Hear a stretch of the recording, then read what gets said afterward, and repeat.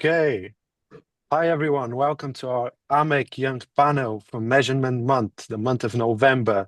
Sadly, this is going out on 4th of December. We couldn't make it to the month of November, but it's still in the spirit of the Measurement Month. So this will be a short fireside chat with emerging professionals who will be shaping the future of our industry with their perspectives, their energy, and their ideas.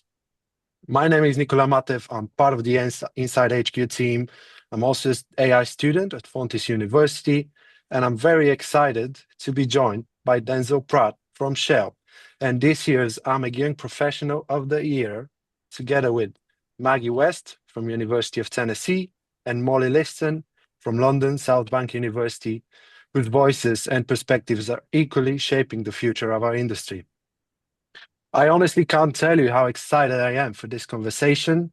Thank you so much for joining the panel, all three of you. It'll be a great session. I would like to start with a quick introduction from all three of you. Maggie, if you can start us off, who are you? What are you studying / working on at the moment? Yep. So first of all, hi everyone. My name is Maggie West. Currently, I am a third year studying communication studies. Primarily, a lot of my research is in political communication, especially in regards to rhetoric, crisis analysis, and just situational responses. And so, very much so looking forward to this conversation. Molly? Hi, I'm Molly and I'm from London South Bank University. I'm a year two student studying business management, but I'm specialising in marketing. And at the moment, we're doing a lot of work on consumer behaviour and about how consumers actually respond to things like communications and marketing and a lot of that. So yeah, I'm really excited for this. Thank you. Denzel, please. Thanks, Nicola. Hi, everybody. My name is Denzel. I'm a digital analytics advisor within Shell's strategic communications function. So what the Stratcoms function does is we're effectively responsible for telling Shell stories to the world. And we do that through engaging a wide range of stakeholder groups using a wide range of different communication strategies. So I sit within that function's insights and analytics team, where we're tasked with really uncovering how effective those different communications have been, and then we deliver those insights back to the business in the form of actionable outcomes that can be used to really inform future comms strategy. Perfect. Thank you all so much. Now, I want to ease into this conversation with something relatable. And this is our first question of the panel. What is one misconception people have about young talent, especially in this industry? And Denzel, as the one working professional, can you start us off? Yeah, I can take a stab at that.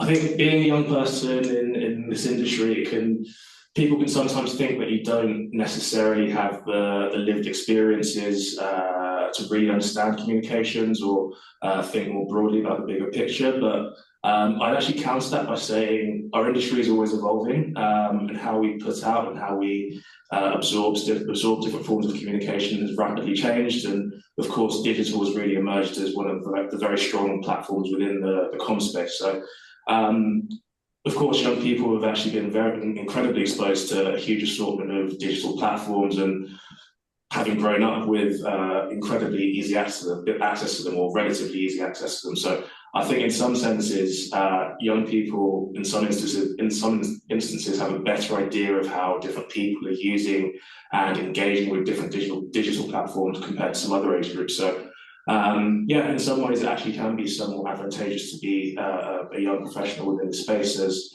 Yeah, and that's something that young people starting out in industry really should look into leveraging in terms of that unique position that they have with digital. I absolutely agree. We grew up with technology and we should use that. Exactly. Maggie, what do you think about that? I think that at least around here, there's a large perception that the new people entering the workforce are unmotivated or likely to kind of job hop. But I think that a better perspective to take on it is simply we grew up hearing from more seasoned professionals, especially if you have someone in your life who has worked in the industry prior to you, you hear about that struggle period that they had when they first entered, where they were working insane hours, could barely afford rent and to eat. And so I think what Gen Z is more vying for is trying to alleviate a lot of that struggles, not only for ourselves, but for future generations to make people excited again to enter the workforce, especially when it comes to the PR industry. We see that people are really interested in what it has to offer, the variety of skills that it requires. It makes it very accessible to young professionals. But I think that going into it, it's best to kind of listen to those in your life who might be having different requests than what you're used to, as that could really help with your retention rate and also make sure that you're able to hire the best new talent you can. Thank you very much. Did you learn a lot from your mum in that sense? Very, very much so. There's growing up, there were a lot of times that my mom would tell me about just the intensity of how much she was working when she first started out and the hours she was logging. And moreover, I think the office culture was a lot different, where it was much more strict, yet at the same time, let a lot of, I want to say, sort of incidents slide by that maybe shouldn't have and should have been addressed earlier on. And I think Gen Z is much quicker to address those inequalities and situations and call them out for what they are. Absolutely agree. Molly, what do you think? So I believe that for our generation, that as Denzel said, we're perceived as having a lack of experience and a lack of strategic insight because we're so early in our careers. And I feel like we can bring a lot like perspectives. We have a strong understanding of new digital tools that are used in this industry. Therefore, we can identify emerging trends that are coming up and everything that we can help in that sense. And I also believe that we have an assumption made about us that we're all about instant gratification, where I think that we're actually motivated by purpose and long-term impact because we want to actually make a difference in this world. Thank you so much. On to the next question. We'll come back to that theme later.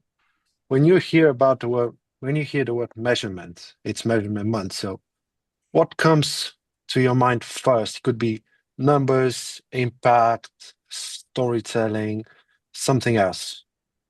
Molly, can you start us off? Of course. So for me, personally, I would say impact. I believe that numbers matter and storytelling brings them to life. But ultimately, measurement is all about understanding whether our actions are actually truly making the difference we want them to. Thank you. Maggie, what's your opinion? I think of a very similar caliber where it's just the impact of storytelling. And a lot of times that can be quantitative. You can have numbers associated with that. But at the end of the day, a lot of it is how people feel based on your messaging and what is the discourse that is surrounding what you put out there. What is the reactions? And that's a little bit hard to put a number on. I absolutely agree. Storytelling just helps people understand the impact behind the metrics. Denzel, please. Yeah, I completely agree with the three of you. When it comes to comms and measurement, the first thing you really want to do is understand who your audience are and what the impact of that comms should have on them. So before you think about storytelling, before you think about what numbers you're looking for when you're measuring, it's always that impact and that desired outcome that is the most important. So yeah, it's definitely impact. Now, let's talk a bit about AMEC. What generally excites you about AMEC and being part of the measurement insights space today? You've all been to AMEC events, to the AMEC AI Day and Awards in November. Denzel, what excites you the most? Yeah, for me, it's the fact that AMEC really genuinely is at the forefront when it comes to really setting that gold standard in terms of comms measurement. So we've got the integrated evaluation framework, we've got the Barcelona principles that were quite recently updated. Just those two are an example of a testament to some of the really amazing work that's going on in AMEC and in our industry. So I've been involved with AMEC for about the past couple of years now, and every time I go to one of the events and chat to a few different people, I'm always amazed with some of the expertise that are on show. And it really does show because AMEC is represented, or some of the world's biggest brands and agencies are regularly represented at AMEC. And yeah, it really does show the level of expertise that comes through when you speak to some of these people at the many events that go on. Amazing, appreciate that. Molly. So what excites me about it is that I love being part of a community that actually proves the real value of communications. And I'd say that I also love the fact that you can turn data into stories. I find that quite exciting because you can turn it into stories that drive real impact whilst in this industry, I'm learning from some of the best people. So I just find it really exciting. And I also love that I can contribute ideas that shape the future measurement of communications to make it more effective and make sure that we are making the impact that we want to effectively. Amazing. Maggie, I'd like to hear your opinion.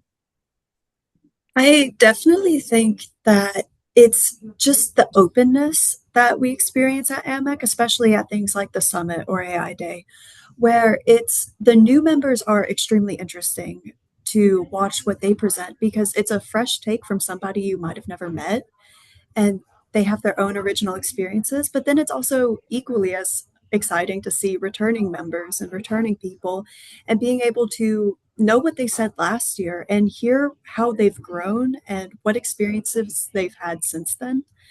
And so I think that all in all, it's all just kind of similar to what Molly was saying is the storytelling and hearing it from so many different sides. Thank you. I absolutely agree with all three of you. Really, really love what AMEC stands for, the atmosphere, the events, the people. To quote Johnny Bentwood from Vienna, you are my people. And I can genuinely see myself growing in that industry. And that actually leads me to my next question. Do you see yourself building a career in the measurement insights industry? Maggie? So as of the past 6 months, I've really had a an internal look at what I want to do in my future, and it's been a very interesting journey. But I think going forward, I'm very much so interested in communication. I really enjoy the academia approach with research and potentially even going the PhD route. I think that could be very interesting. But there's also strategic communications, and as I said earlier, my research is largely in political communication. And so I think working for strategic communication in the realm of politics could be very interesting going forward. So yeah, I'd say so. I think this is the one question that everyone wants to hear from the audience. So, Molly, what do you think? So, in my opinion, I also do see myself working in this industry. Obviously, I'm doing a marketing degree, so I'm very interested in the whole industry. I'm also fascinated by how the insights actually drive real impact because I want to make a difference in this industry. And I love combining creativity with data to make better decisions because I just genuinely find numbers and combining it with also making informed decisions. I just find it very exciting and interesting. That's amazing to hear. And Denzel, I'm curious how you see your future in this space, because you're already working. Yeah, so in terms of the question of do I see myself building a career in the industry, I think absolutely. There are a lot of very interesting times ahead with the industry at the moment. Of course, we've got the very rapid development of AI tools that we're seeing.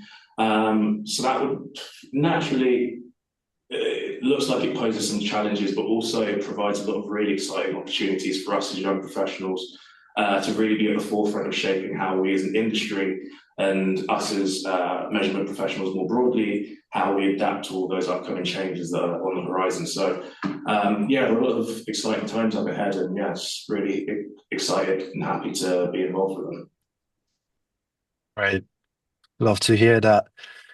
What do you think the industry needs to do in order to stay attractive for young talent like me, Maggie, and Molly? Oh, I think it goes back to what I said about that sort of how us as young people can really leverage our unique position with digital. So I think the industry can be as amenable as possible in terms of allowing us to really voice our opinions and foster our sort of digital-led thinking in terms of how we approach things. So yeah, it's a case of the industry really allowing us to sort of voice our opinions and really take the front foot when in situations where we think that we have a sort of fresh perspective or an idea of how we can change how we do things. Because yeah, the industry being this industry, a lot of traditional approaches are still in place, some for very good reason. But yeah, just allowing those young people to, if they have some sort of ideas of how they can maybe evolve some of the ongoing practices, just making sure they have the one, they feel comfortable to do that, and then let them nurture those ideas where it could be quite rewarding and fulfilling in the end for our industry. Amazing. I was hoping to hear that. That means we need more panels like this one. Yeah. Molly, what do you think? So I think that they should, I feel like for it to stay attractive and for people, especially our age, because we're all quite young and quite new to this, I mean, I think that they should embrace innovation and they should show the younger individuals clear career paths. So tell them what they can do. I also think that they should give them opportunities to work on high impact projects because I feel like that motivates them, empowers them a lot, making them genuinely feel like they are doing something within it. And then I also just think that they should show how measurement actually drives social good and not just profit. It can actually make an impact in many different ways. I'll just summarize. AMEC needs to show a clear pathway for growth, a way that young people can progress, Yep. a platform where they can speak. And what else, Maggie? What are we missing?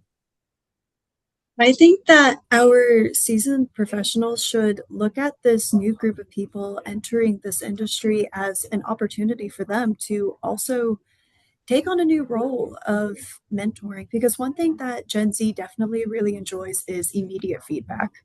I think it drives us and continues to motivate us. And so being able to take on that role of more of a mentor, but also adhering and listening to the ideas and thoughts of your younger coworkers. I think that that is a very wise position to take as, you're stepping into something new. You're stepping into a, you know, reviewer role. You're stepping into a mentorship role, and that's very special in of itself. But also that makes the newer Gen Z employees feel welcome in this space. And that's something I've always loved about AMEC is everyone is very open to giving feedback, constructing feedback. And I think that that's very great for especially young professionals like us. Amazing. Mentorship is really important in my opinion as well. And I also think tools play a crucial role. And we're going back to what Denzel said about AI. With the rapid development, we have so many tools at our disposal.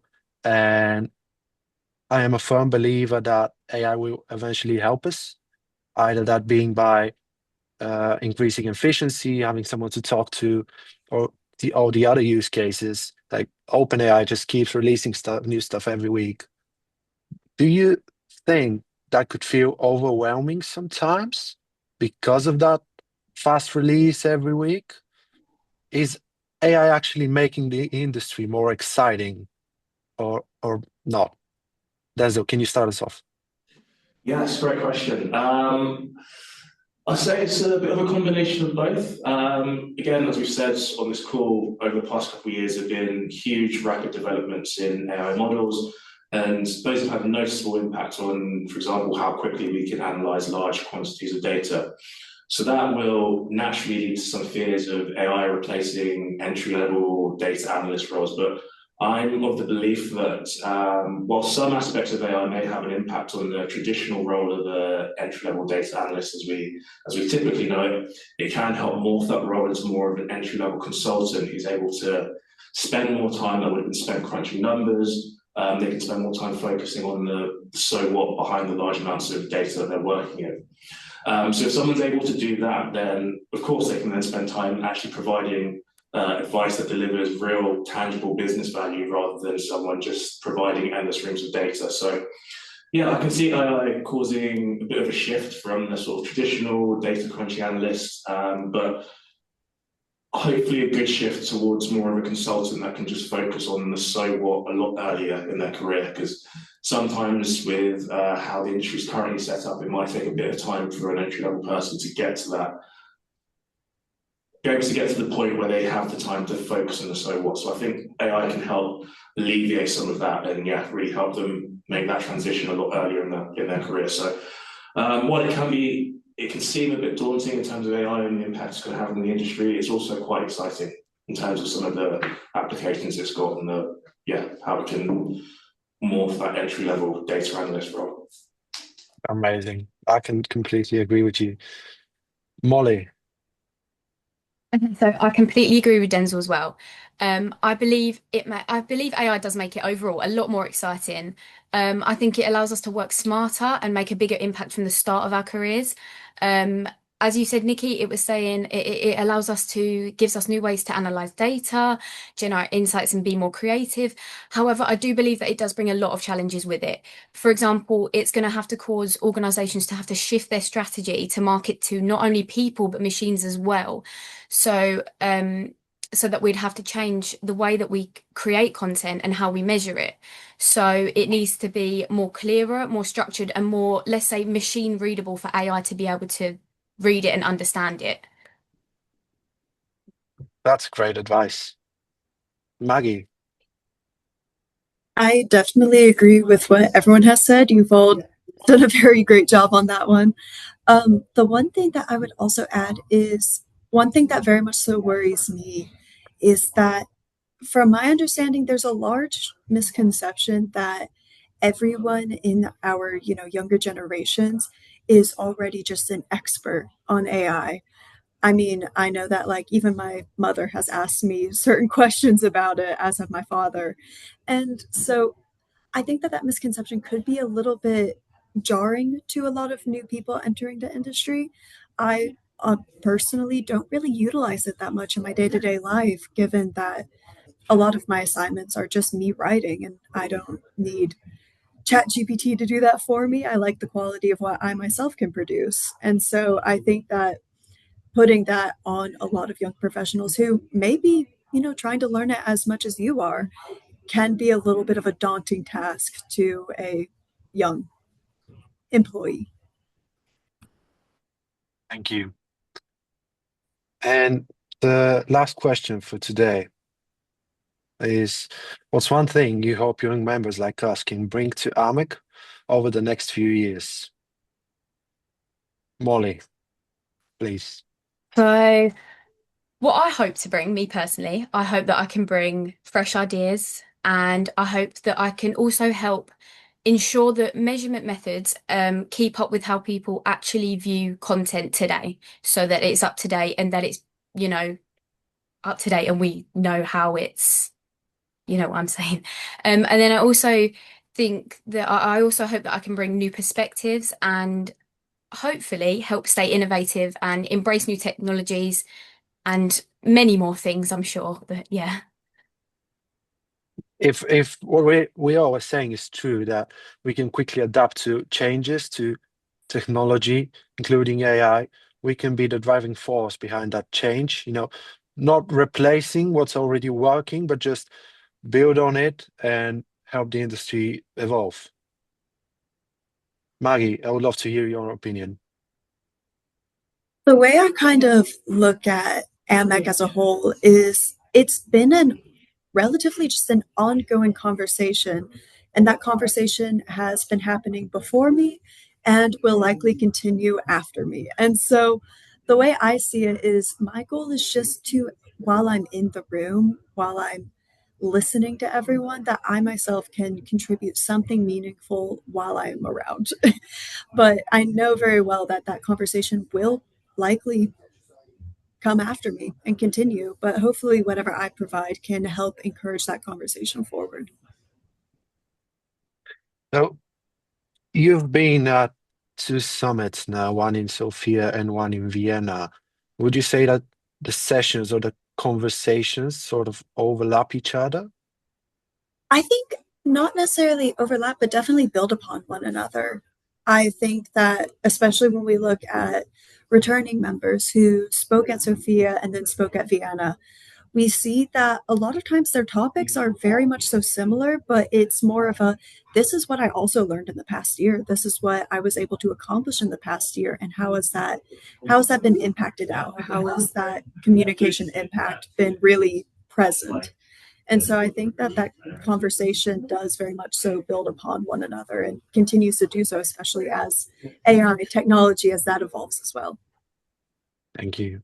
Yeah, I believe AMEC has a lot of potential for interesting topics, interesting discussions, what to bring to the table.